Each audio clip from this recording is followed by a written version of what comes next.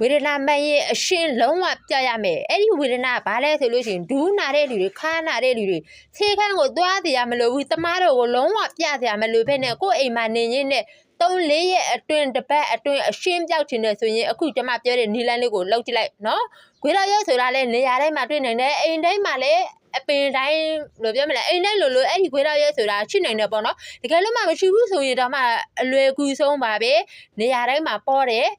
ကရမတ်ဆိုတာလဲအတုံးလားအခဲလားအမှုံလားအတိကကရမတ်အမှုံစစ်စစ်ဖြစ်ဖို့ပဲအဲ့ဒီနှမျိုးကိုရောဆက်ပြီးတော့မှဒူးနာတယ်ဆိုရင်ဒူးကိုလိမ့်ခါနာတယ်ဆိုလို့ရှိရင်ခါကိုလိမ့်နော်ဒါပဲလို့တဲ့